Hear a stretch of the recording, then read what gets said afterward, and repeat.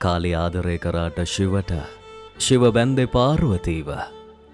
රාධ අපේ වුණාට කෘෂ්ණගේ නමට කෘෂ්ණ අයිති වුණේ ලක්ෂ්මිට කාශි බිරිඳ වුණාම වජිරාවට ලෝකෙ කිව්වේ හොරගෑනි කියලා මස්තානිට පාරෝ ඉපදුනේ දේව් වෙනුවෙන් වුණාට දේව් නැවතුනේ චන්ද්‍රමුඛී ගාව මාධවී මවක් වුණාට කෝවලන්ගේ ලයට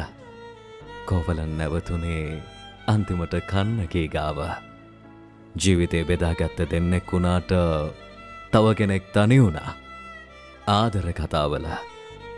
ප්‍රේමය ඉපදුනේ හිතක වුණාට විවාහය ලියවුනේම සමාජයට ඕන විදිහට හැමදාටම උන් කලසේ පහළුවේ පරිශුද්ධ